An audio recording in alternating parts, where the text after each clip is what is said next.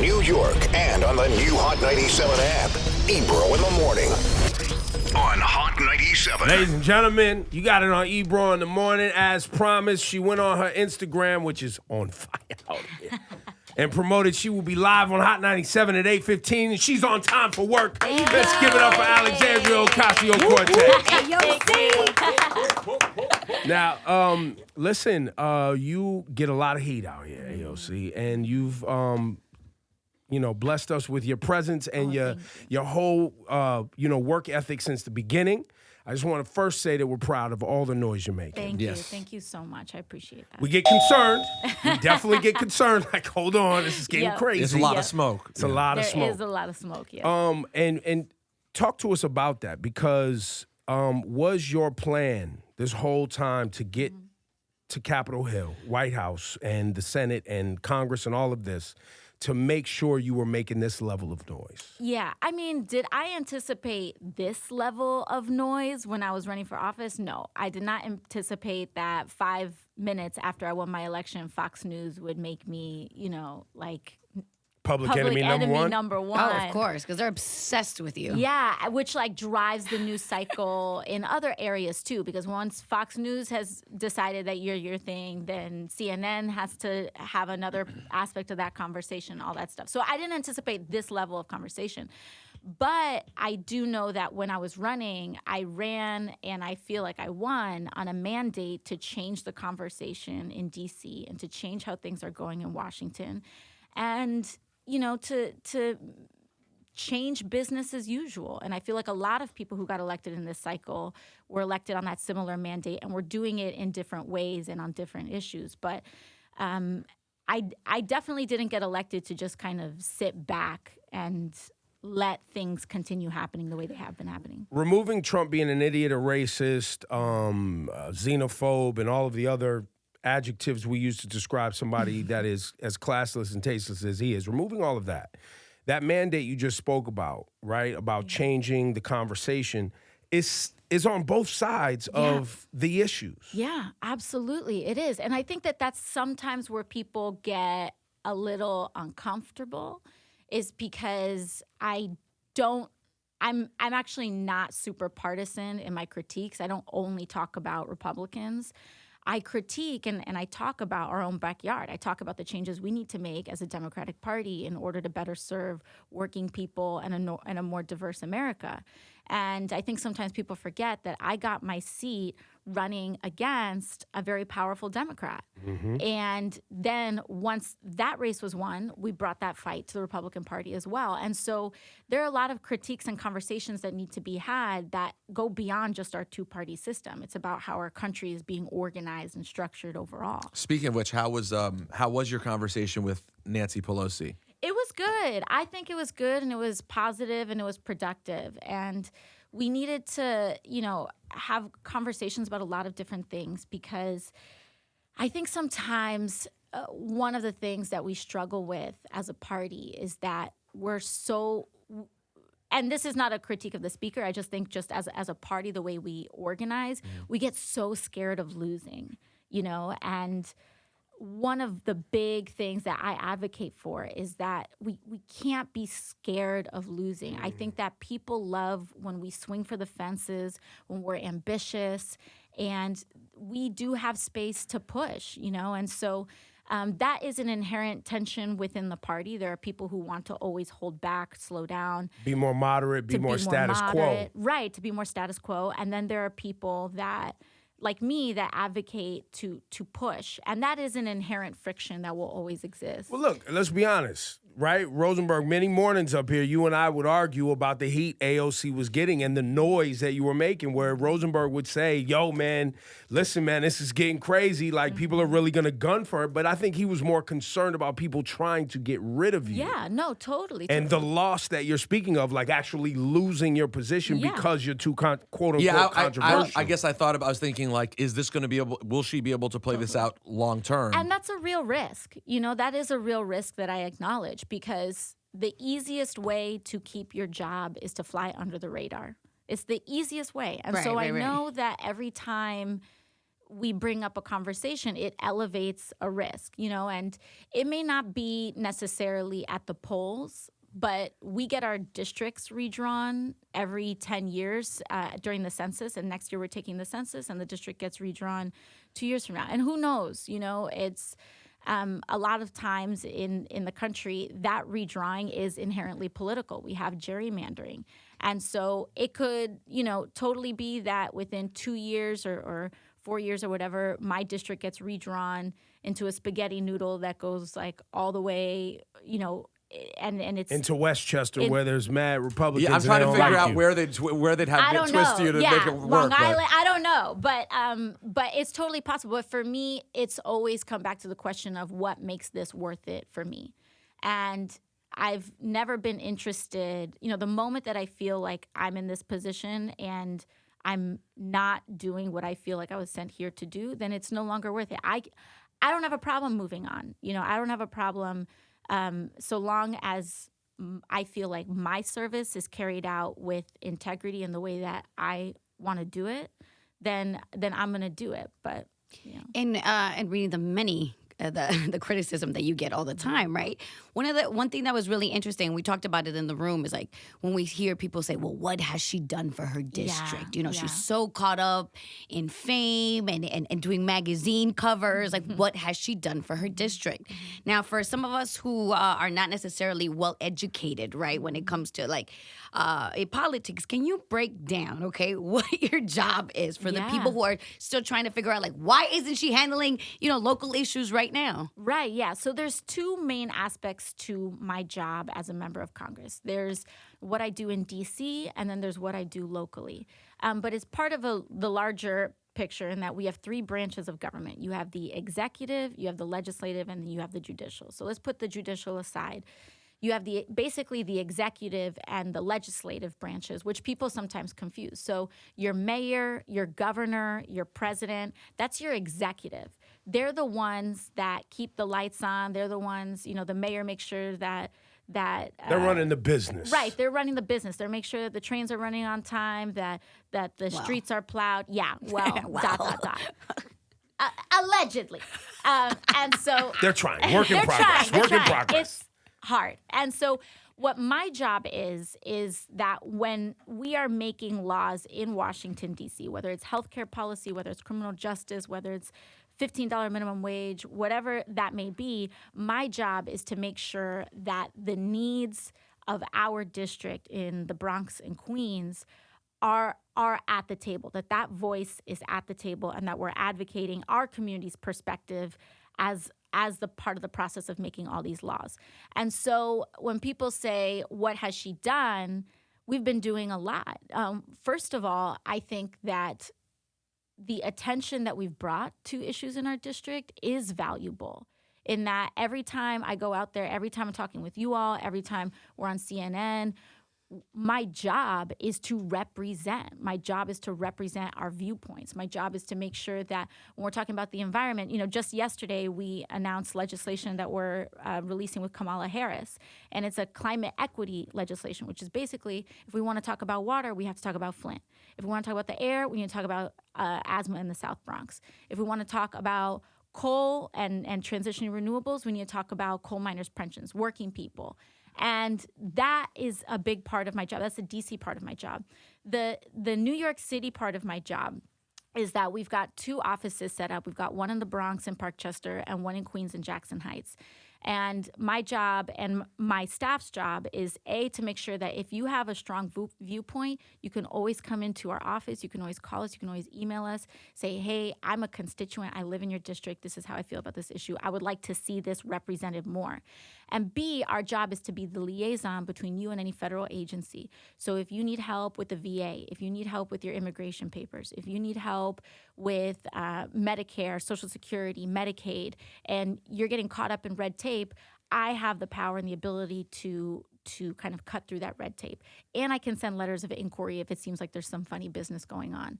And it often, we've gotten people's green cards delivered to them. We've gotten people's visas approved. We've gotten passports. We've gotten families reunited. And so that's a big part of my job. But in terms of of how the actual community is being administered, how things are actually going. That's more your mayor, your city council member. That's more local politics. And then you have the state level. You have state representatives that also do what you do on a state level, correct? Yep, that's right. And so basically the way that we have our House of Representatives and our Senate and the president, we have a mini version of that for New York State to create New York State laws. So we just decriminalized marijuana in New York State. I saw that. That was a state law. So you have your state reps. We've got like Karines Reyes in the Bronx. You have state senators like Alessandra Biaggi also in the Bronx. You've got Catalina Cruz, you've got Jessica Ramos. These are our state reps, and they help work on those laws. Driver's licenses for undocumented people in New York, all of that is a state law. It doesn't impact the whole country, but it's the law for New York State. When you went to the border and you walked around and you had people making snide comments who worked for ICE, and we all followed what you were saying on Twitter, I'd love to hear a firsthand account of what you actually experienced when you went down and saw concentration camps basically in America on the border. I mean, it was crazy because, first of all, we are really growing into, and I don't have to tell you all this, but we're really growing into this very racialized time in the United States. And so we went to the border and there were all of these people like screaming, protesting outside the fact that we're going in just to visit this place. Wait, so people were mad that you were going to visit? Yeah, But exactly. what are they protesting? That They were protesting. Like, no one wants to believe that the situation is as bad as it is. Oh, of course not. And so it's easier to accuse us of lying. Even Republican representatives, other members of Congress. Like when I said that these women, they were like, I walked into this room and there were maybe 13 women on a concrete floor. Their hair was falling out. They had sores in their mouths because these facilities, it's like when you get put in a jail, it's intended to kind of function the way a jail does. Like you're not supposed to stay. I mean, people do, but you're not supposed to stay in a jail for a long time. These CBP facilities are intended for someone to stay in for 24 to 72 hours, and even then it's not humane, in my opinion.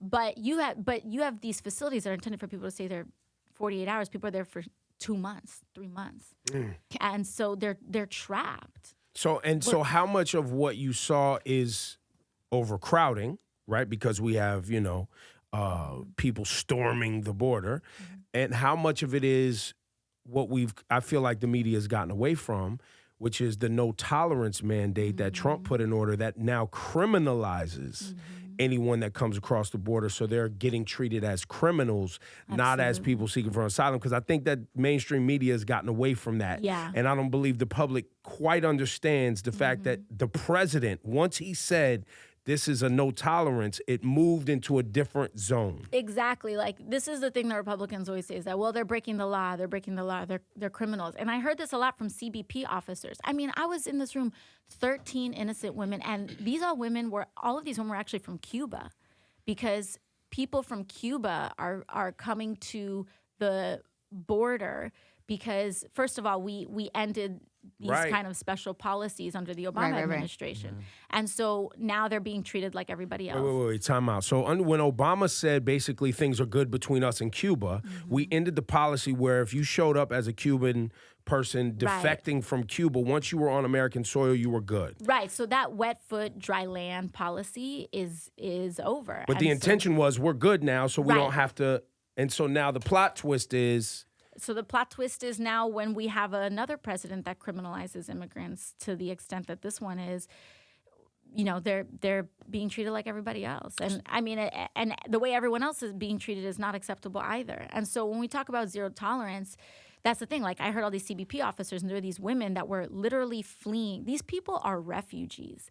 They are fleeing political persecution. They are fleeing violence. They are fleeing poverty. They're fleeing social destabilization, which the United States has played a role in. Yes. We've played a role in it. When we decide to drop bombs in Yemen, when we decide and have conversations about getting involved in Syria and Iran and Central America, we are participating and we are opening ourselves up to destabilizing a region. And when you destabilize a region, people flee. And I believe when we decide to intervene in some places, then we take a responsibility for that. I've been told to the degree that America has exported gang violence because the MS-13 thing was exported from America during the Clinton administration. And Hassan Minhaj actually did an episode, I don't know if you watch his show on Netflix, but he did a whole thing about the number of gun stores in Mexico and Central America.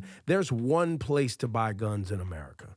And it's heavily guarded, in Mexico, there's one place to buy guns. In Central America, there's very few places to buy guns, and they say like 70 to 80% of the guns that exist that these people are using to terrorize people in Central America and Mexico are from America. Well, They're a lot American. of them are from our arms deals. And so one of the things that we, in terms of what we've been advocating for, we've been trying to restrict a lot of the arms deals that the United States participates in. I mean, this was like the whole thing with Iran-Contra when they brought crack cocaine and there was all of these issues, which, by the way, during the Reagan administration, we had a bigger surge of immigrants to our southern border to the country than we usually do now. And so when there are multiple ways to deal with a quote-unquote crisis. And the thing is that there's room in this country. And I sit, one of the committees I sit on too, here's another job that I have. I sit on 2 committees. And so when we talk about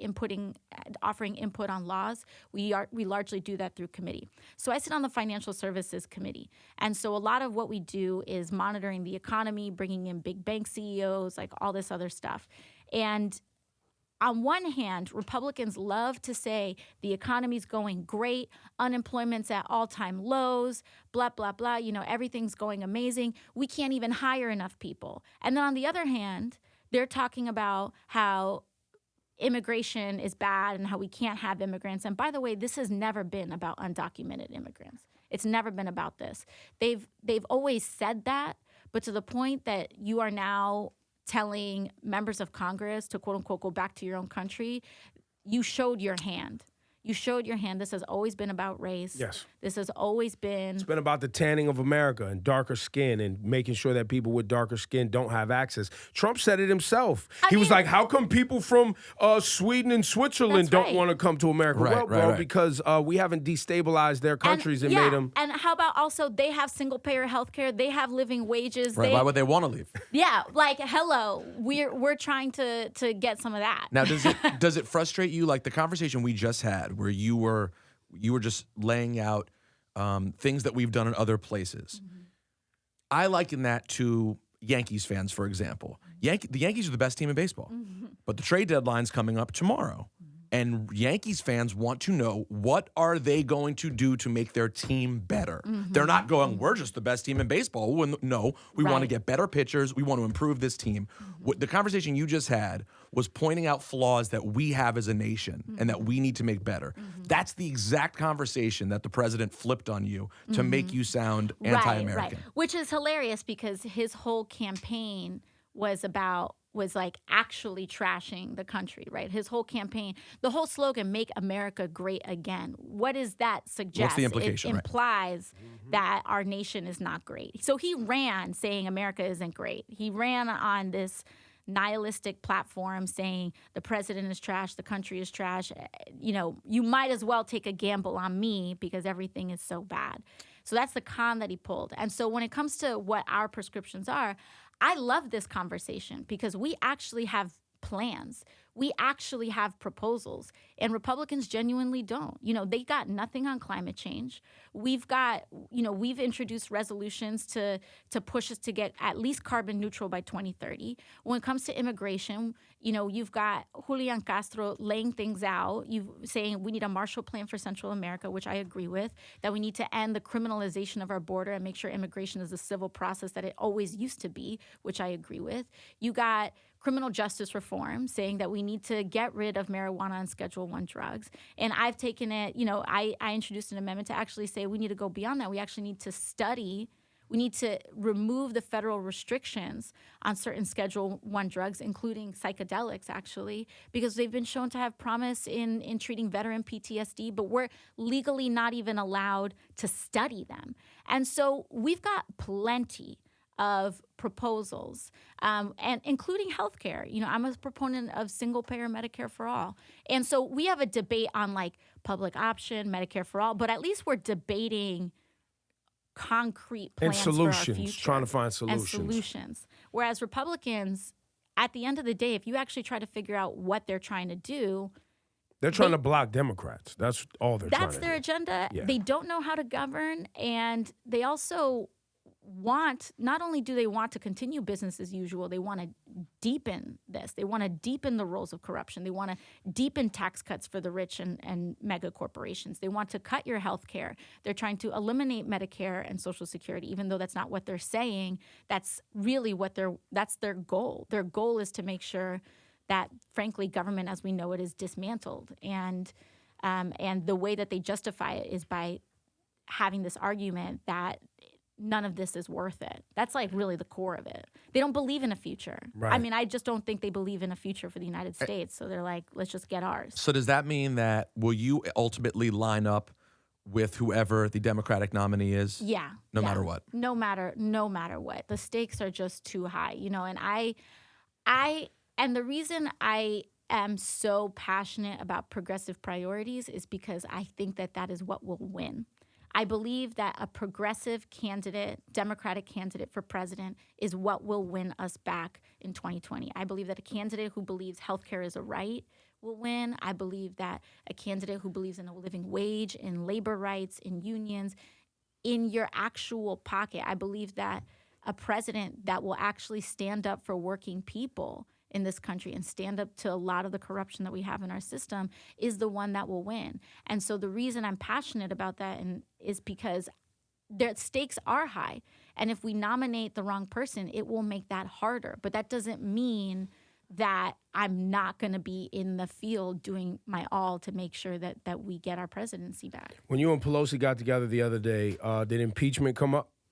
I think it didn't come up directly, but we talked about kind of like the debate in the caucus among impeachment. And this is the thing. It's like when people want to push to impeach, she needs the votes. She needs the votes for it. First and foremost, as the speaker, she's a vote counter. And if she doesn't have the votes, we can't bring impeachment to the floor. And so our job is to really pressure a lot of the members. I think there's like 109 Democrats now, which is a big push. After the Mueller hearing, a lot more came on board, but the magic number is 218. And you mean to tell me there's still Democrats who don't think that he should be impeached? Oh yeah, absolutely. And does that be out of what you referenced before, which is the fear part, playing scared and feeling like if you bring this in the House and Senate doesn't come along, it makes these Democrats look weak? Well, first of all, I don't think we should be considering what the Senate is going to do when it comes to impeachment, because if the House impeaches you, you're impeached, period. The Senate's job is to determine whether you're going to be convicted and removed from office. But if we vote to impeach, you are impeached. You are an impeached president of the United States. Now, it's just a question about whether you get removed from office or not. Bill Clinton was impeached. The Senate did not convict him, but he was impeached. So are we focused on the wrong thing, though? Was a big problem here. Everyone's focused on Russia, right? Mm-hmm. Which was honestly I understand why we got excited about it initially, right? But now it feels like it was very tenuous. It feels like that with Trump, there is blatant finance stuff he's done absolutely. that should be very impeachable, no? Yeah, I've never been, I think the role of Russia is extremely concerning. I think, and what Mueller said in his testimony, he said they never stopped. We're getting news that they tried to hack all 50 states' electoral systems. And they haven't stopped. So it is a huge it's real. Concern. It's just real. hard to prove, right? Right. And so when it comes to the presidency and Trump specifically, I've never ever talked about it as a Russia first kind of thing. It's always been a corruption thing. Because even his involvement with Russia is about corruption at the end of the day. It's about his resorts. It's about, it's about him cashing in on his public service. And he is selling out America. He's selling us off for scraps and for parts. Just a result. We were talking earlier about him coming after Elijah Cummings. You want to know the real reason why he's coming after Elijah Cummings? Because Elijah Cummings is my chairman on Oversight Committee, and as the chairman of Oversight, Elijah Cummings is really revealing a whole. They just came up with all these documents. I think yesterday that showed that the Trump administration gave their speech to Saudi officials to give them for edits before they unveiled their policy. Because that's how much, and it all comes back to money. It all comes back to how they are exploiting every nook and cranny of this presidency to cash in. How does he even get to throw a personal parade on July 4th and spend money on that? I mean, and also they bankrupted D.C. on it. Their security how fund is this possible though? Like these, isn't it? It's to me, it's a mismanaging of funds and funds that we need. It is. Well, I think the reason for it is, first of all, there's one aspect. I think there's an aspect of the presidency that we all took for granted. Like, a lot of power has been concentrated in the executive branch over decades and decades, if not centuries. And it's always kind of been on this good faith assumption that there will always be a level-headed person there. So we don't have to worry about. We have systems in place, our checks and balances. The Electoral College will never. And look, I thought that when we were up here talking about, I was like, there's no way they're going to let this bozo be president. There's no way. Mm-hmm. Oh, they really don't care anymore. It'll be fine as long as Dr. Evil doesn't become president. That was kind of like, even George W. Bush, not good, but there'll be people around, blah, blah, blah. We always assume that, right? Yeah. And then you had Barack, and Barack Obama made everyone feel at the very least safe. Mm-hmm. Someone smart and responsible and mature is in control. And here we are. And then as a result, sometimes we abdicated even more power. Like, we don't think of it as, like, we thought of it as giving him power. You don't think of it as giving the presidency the office power, the office power. And that was my concern even when Obama was in office. It like, whether it's drone strikes or whether it's other issues, is that once you hand that over, it is very hard to get it back. Well, now you look around the globe and you have multiple corrupt governments working together. You got Israel, you got America, you got Russia, you got the Saudis, right? All working in concert. And I bring up Israel because you've been vocal about Palestine, the occupation, and what needs to go on there. And specifically, I even think people in Israel are trying to get rid of Netanyahu as well. I agree. I agree with that. And there's a lot of young Jewish people that I know that are absolutely against the occupation. And I wanted you, because often we on this program, we have the freedom to address the fact that it's something that, people, it's an oxymoron. How do you have white supremacist Jews? How do you have people like Stephen Miller? How do you have these individuals who are legit aligning with racism and white supremacy, but they're Jewish? And it's something that most people can't wrap their brains around. But it's a real thing. And what's going on with Israel and Palestine, while it's very, very deep, it is very, very criminal and it's very, very unjust, right? Absolutely. And I think to where we're at as a country when it comes to Israel-Palestine is very much a generational issue. And I think that when we start looking at it through that lens, a lot of this stuff starts to make sense. Like what you're talking about, young Jews in Israel are sick of this. Like the Netanyahu administration is very much like the Trump administration.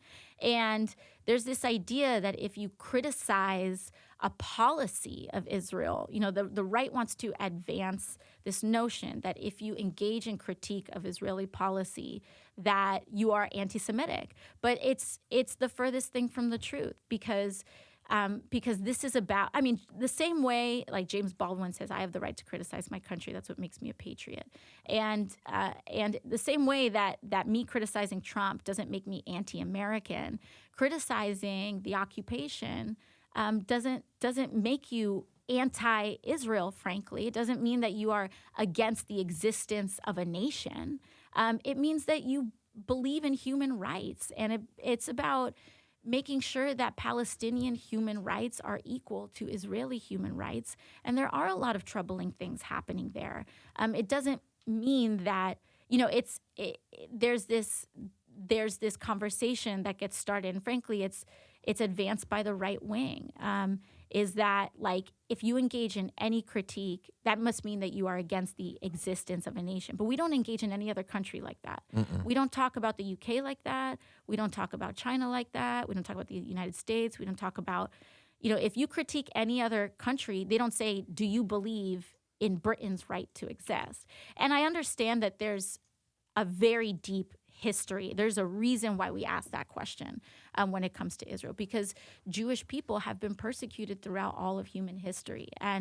But I don't think that by marginalizing Palestinians, you create safety. I believe that injustice is a threat to the safety of all people, because once you have a group that is marginalized and marginalized and marginalized, then you create a like, once someone doesn't have access to clean water, they have no choice but to riot, right? So, and it doesn't have to be that way.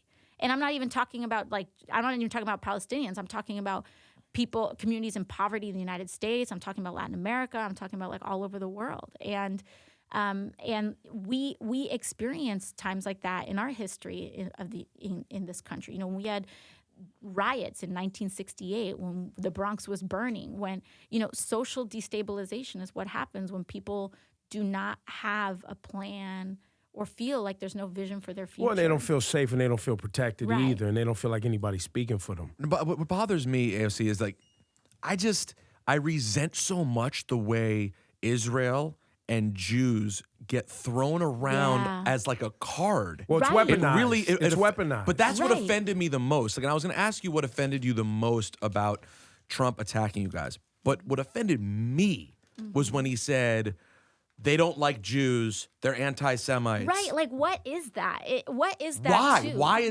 Why are we the group Right. that you have to use to weaponize, and why does the right want to defend us? Like, we talk about it all the time. And I know white supremacists don't even like Jews most of the time. And I'm being rhetorical because I know what some of it's about, and I know the Christian right and their obsession with Yeah, Jerusalem, and they absolutely. use Jews for that. But it's very uncomfortable because you can't Of talk course. about this issue without appearing anti-Semitic. Right. And then the thing is, too, is that it creates and this is what he's masterful at, is that he creates divisions, because what he does is that he'll say, they're anti-Semitic, they hate Jews. It's very easy, like you said, to go on Fox News, go to Baltimore, find someone that'll speak poorly, right? So it's very easy to just find someone that's super conservative to amplify that viewpoint and say, on behalf of all Jews, on behalf of all Latinos, on behalf of all Black Americans, like, as though you are the avatar for all people. Right. It's like a very two-dimensional way to treat people of other ethnicities. Well, it's the same way Trump just used A$AP Rocky. Right. To act like A$AP Rocky was the... All black people love Rocky. Trust me. The African-American community is so upset. We all have effing problems. No, hip-hop is upset, which goes way beyond the African-American community. Exactly. And so it's like, you want to engage in actual discussions of anti-Semitism. That is a legitimate conversation that we can have, because anti-Semitism is on the rise in the United States. And there's a whole history to it. There are aspects to it that people I don't even think, like, understand. Like, and the actual troubling part about it is that I believe this administration does traffic in anti-Semitism, and then they play these cards as though it's like their cover.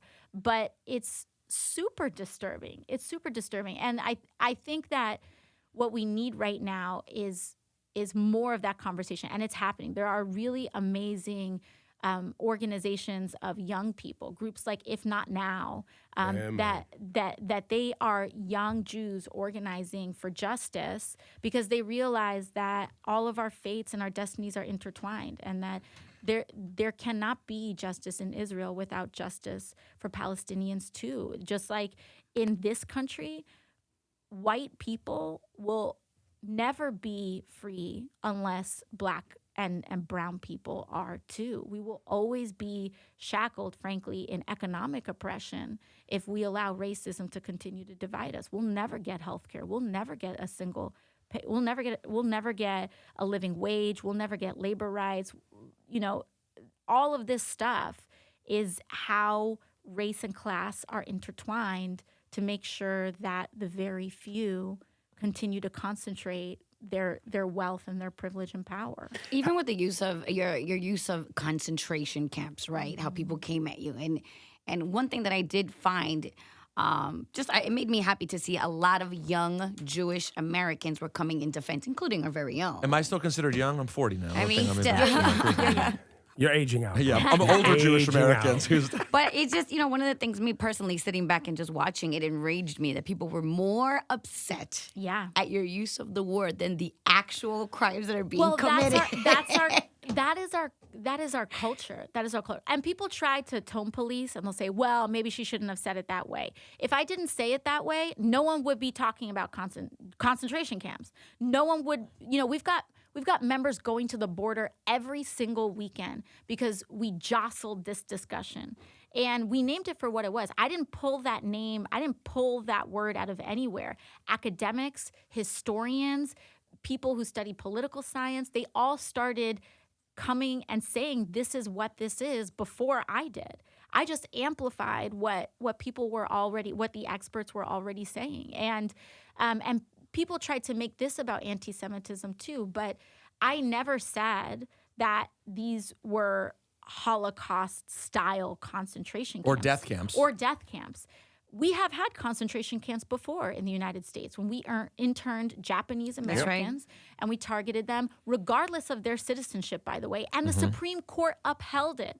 The Supreme Court of the United States said, you can do this. The mistreatment of people is tied to conversations of citizenship in the United States, but this has always been an issue. We had concentration camps here when we interned the Japanese. They were part of the process in the Holocaust. We had them in South Africa, and they are one of the many tools often used by authoritarian regimes. And my mom said something I thought, we were talking about you and this whole situation, and my mom said something I thought was great, which was, my mom was born in a displaced persons camp in Germany, and she was saying, for people to come out and be angry at Alexandria Ocasio-Cortez for using the term concentration camps, if they are Jewish, what the ultimate respect you can give to the Holocaust is by calling out other things that concern you and give you any sort of reminder of it, even if you're not talking about death camps. That is how you pay respect to what happened, by preventing future terrible atrocities. Exactly. And the thing, growing up in New York is like a Jewish capital of America. And of the world in some ways. In many ways of the world. And so it is a huge part of our culture here. And one of the things that I always knew and appreciated growing up is that this is a huge part of why New York Jews have been such staunch advocates for marginalized communities. Jewish communities have long stood for civil rights. They've long stood for people who are economically marginalized, for low-income people, for the arts, for all of these things, because it is like literally in the culture to say we don't let anyone get left behind. And this idea that you can turn that around in a very twisted way, I mean, there's a reason why they are choosing this accusation, in my opinion. There's a reason why, very specific reason why they're choosing this accusation. They're trying to do it with all of us, but they've built a very bizarre coalition, and it's I actually don't think it has to do with advocacy for the Jewish community. It has everything to do with a personal agenda and a geopolitical one. It's geopolitical, but it's also white supremacy. It's also very aligned with making sure that there is a certain complexion to things. And I bring that up all the time. Well, yeah, because, sorry, and not to interrupt you, but also because there are Ethiopian Jews, there are Latin American Jews. That's right. I mean, Puerto Rico, we have Sephardic Jews. I mean, I haven't done a 23andMe, but I wouldn't be surprised if I was part Sephardic. In fact, my my uncle did genealogy, and like there's a lot of stuff in my family history that points to the fact that we were Sephardic Jews that fled the Spanish Inquisition and ended up in the Caribbean. Watch out, Trump's going to start calling you Pocahontas. Right. You know? Yeah, exactly. And Alexandria Ocasio Right. Goldstein. Yeah.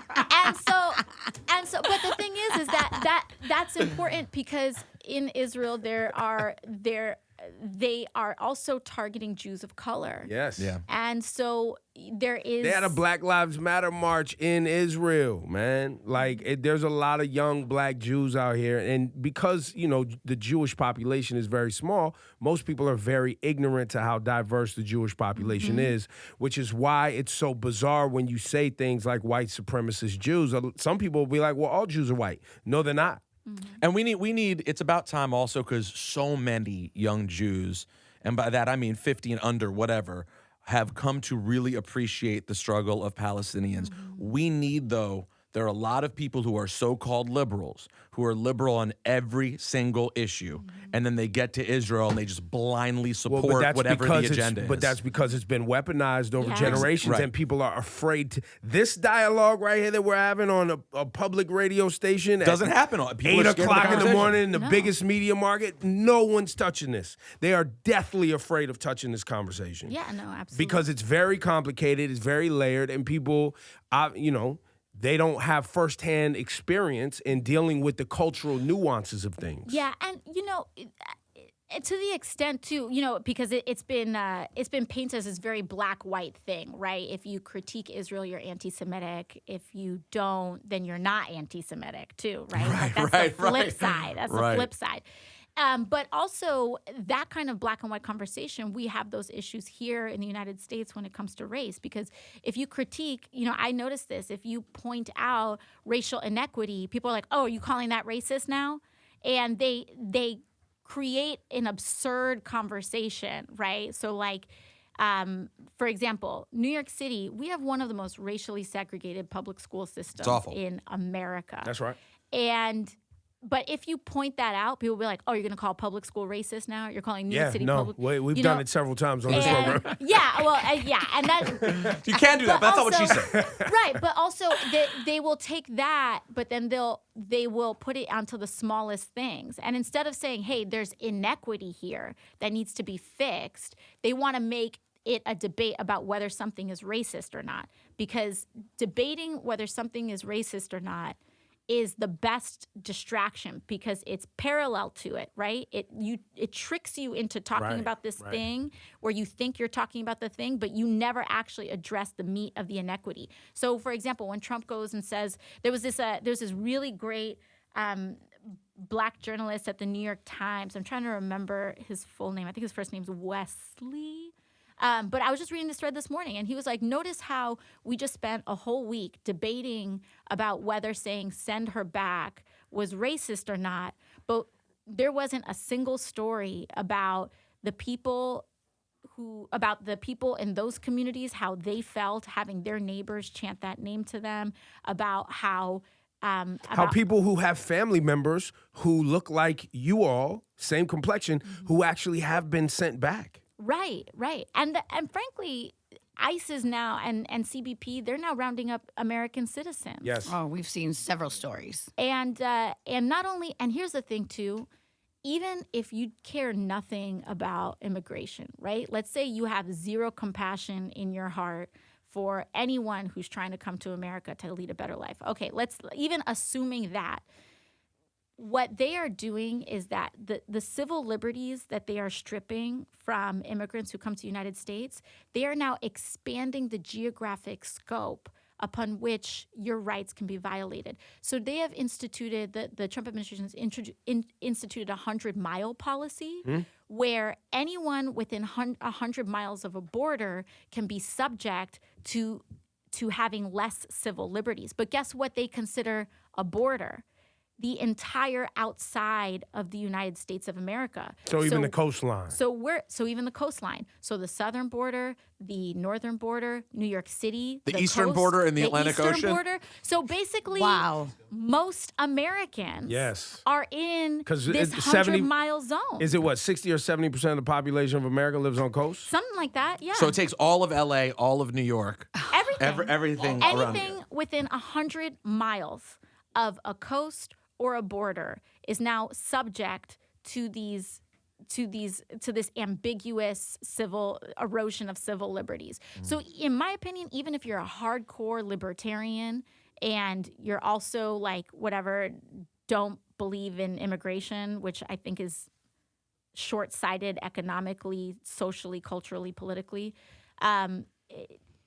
you are being hurt in the process, because that which we accept for the least of us applies to all of us. And it's once you start making carve-outs saying these folks can be treated less, those folks can be treated less, you don't even realize that before you know it, you're going to turn around and you don't have your rights. Right now or tonight, we have another debate. That's right. There's two, tonight and tomorrow. Yeah. Of the candidates that are up there, who do you like the most? I forget which candidates are, because it's on 2 nights. But well, just in general, the ones that are getting the most attention.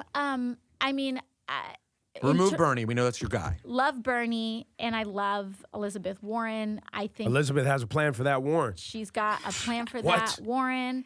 And those are not just my politics, but I think they really, in a big way, check off that box in advocating for the things that I think can win a presidential election. But there are a lot of other really great people out there. You know, I think Julian Castro he impressed me at the last debate. He's doing amazing stuff when it comes to immigration and race and criminal justice too. He's not just talking about these issues in the way that he needs to be talking about, but he's also pinpointed the specific policies that we need to change. You know, he was the candidate. I believe he brought it up first, the issue of transgender rights at the debate. And so he has, I think, a voice and a worldview when it comes to social justice, not just social justice, but I think he has that lens in a way that is very refined. And I really enjoy hearing his voice on the stage. What about Kamala? How you feel about her? So I think, Kamala, I just dropped legislation with her yesterday. For me, so I'm thinking about this in terms of like cuts, right? Rounds of elimination, because there's so many. And so I think that having her voice up there still is good for us. I think that the conversations that, whether you agree with her or disagree with her, I think the fact that we're talking about her is and what she represents is. So you like who she represents as a human being, but she's too conservative for you. I was going to say she's too moderate for you. Right now it's. But I don't even know, because I'm not. I think the thing is I'm trying to understand where she's at right now more. So for me, the jury is out a little bit, which is why I think it's important for her to keep. You know her? You worked with her on some legislation recently. I'm sure you guys cross paths a lot. Is she a listener? Is she the type of person that, if given a position of power, right? Because this is often what I look at with politicians. Do they actually want to do the job they are there to do and listen to the people and try to come up with policy that are for most Americans, right? Like, I feel like no matter what you felt about Barack Obama, he was moderate, whatever. I felt like he wanted to do that job. Yeah. Like he wanted to do the best job he could at being in that office and bringing people to, he had, and figuring it out for really everyone. And people hated that, right? People hated that. Like, yo, why don't you just care about black people? Or why don't you just care about liberals? Or why don't you just care about But he this? actually listened to everyone. But he actually was trying to do that job. He did. Do you think Kamala is the type of person that wants to? Because, for instance, let's be honest. Yeah. When Bernie comes in there, Bernie's got his walking papers. Yep. Bernie's coming in like, this is what I'm doing, guys. And I'm not really listening to what the rest of y'all saying that I disagree with. This is what I'm doing. Right? Whereas I believe somebody like Julian Castro, Elizabeth Warren want to create policies that might encompass people we disagree with, but just to get the country going in a certain direction. I don't know about, like you, Yeah. I'm not quite sure where Kamala is in that Yeah, place. and I think that's the thing, because we're just starting to roll out this legislation, but I haven't had a ton of one-on-one time with her, and so that's what I think. Frankly, a lot of us are just in the same boat, where it's just like we just want to learn more. And I actually believe, I'm a big believer that how you run your campaign is how you govern. I think a lot of people don't think that, but I'm not just talking about the stances you take when you're campaigning. I'm talking about how you actually run your campaign is a reflection of how you're going to operate in office. Because I've run a campaign, you're the CEO of that. And whether your campaign is struggling, whether you decide to pivot on certain issues, how you pivot, when you decide to compromise, all of that is a reflection of you. And so if you have that question, you just need to watch her, like watch any candidate. And so for me, I just feel like I'm still observing on that respect. Look, one of the reasons I've liked you from the beginning is because I feel like you're honest and you're not really a politician. You're just somebody who wanted to be in politics because you believe that there's an opportunity to make a change. Thank you. That's a compliment. And I also believe that that's why people dislike you, right? Yeah. Because you're not out here playing the game. Right. Quote unquote. You're not just saying the things that are politically correct to appease people. You actually don't care about appeasing people. You want to actually do work. So I compliment you for that. And that's one of the reasons we ride for you. And we're very proud of you. Thank you. Thank you so much. I really appreciate it. Is I there- always love coming back. You Yeah, man. all had me when nobody wanted to touch my campaign. I remember. So it was that really meant a lot to me. Is there anything else that you wanted to hit while you have your constituents listening? Yes, that everybody in New York needs to check their voter registration. We've got a deadline coming up in like October, but don't procrastinate, because weird things happen in New York. You know, they clean the voter rolls very often. So you may think you're registered to vote, and then you show up on election day and you're not. What's Oh, that trust site, me, man? it happened to me. I had to go through a lot of loopholes to get answers and Yeah. to basically re-register. Yeah, So exactly. I showed up one day. They're like, "Yeah, your signature doesn't match." I'm like, "How did this happen? I've never had a problem." Laura, before. this is what's happening with Tiffany Caban and Katz in Queens, right? They removed 100 votes that were for Caban. Right, they were affidavit votes and all and that those was me. things. And Katz has been declared the winner of that DA race. I believe Caban is taking it to court. But Yeah, they go to court today because she wants Okay. her votes put back. Right. And so the thing is like you never want to be in that situation, because that's where affidavit votes happen. It's when you show up and you're not registered the way you thought you were registered. And in New York, I'm not a huge advocate of the two-party system, but the way the laws are in New York, if you're not registered as a Democrat, you can't vote in the primary. We have closed primaries. I'm against it, but that's what the rule is right now.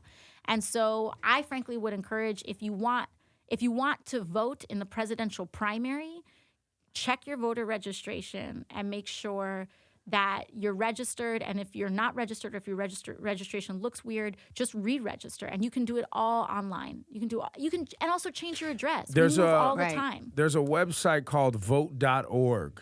I used it last time too. You can check your registration. You click it. It's right there at the top. You put in your first, last name, your address, and all that stuff. You hit check your registration, and it searches your local area to find out if you're registered to vote. Vote.org, which I'm glad we finally got up to the time. New York State is super embarrassing when it comes to voting. Oh, we're one of the most regressive states in the country. You know, people think voter suppression is a southern state thing. No, it's very much a New York thing as well. But they recently changed state laws, not all of them, but they changed a lot of state laws to make it better. So I believe we're getting mail-in ballots or early voting or both next year, maybe. I'm not entirely, I believe it kicks in next year. So we're getting some positive changes next year, and we just need a few more to go. Alexandria Ocasio-Cortez. So we love you. We love you back. I don't know how to wrap this convo because we may not get you back for another 2 years. Why? She's busy. They're on break right now. She's been steady. Like every 6 months, she comes back. They're on a 6-week break. You know what I mean? Let her enjoy What are you vacation. doing? Wait, what are you doing with your break? I don't know. I'm trying to figure out. Like, it's so weird, the idea of taking like 10 days off. It's like, I'm like, oh, but I know that I needed to recharge. So I don't know. I might go to like a state park. Maybe we'll go to California or Do something. not rent an expensive car. Don't have a driver. Don't do anything Don't do luxurious. anything fun. Don't do Don't eat anything food. fun. Don't laugh. Don't have a laugh. Do not laugh. Yeah, no, you need to be serious. Alexandria Ocasio-Cortez yucks it up while her constituents. So take a break, though. You do need it. I just imagine I always worry about you because I just feel like the amount of sometimes when the heat gets really bad and they're constantly on your neck, I'm like, you just must need a break to turn off a little bit, turn your phone off. I know you can't fully turn your phone off, but at least delete Twitter from your phone. Totally, delete Instagram. Rosenberg's really just a Jewish mom. That's what it is. You were coming up today, and Rosenberg was like, "Yo, don't pre-promote Ocasio-Cortez I got coming upset. by." I was like, why are you mentioning that she's coming here? Don't tell anyone she's coming These here. people are crazy. I want her protected at all times. No, you guys are the best. Thank you Yo, so give much. it up. AOC, man. Thank you so all. much. Thank you.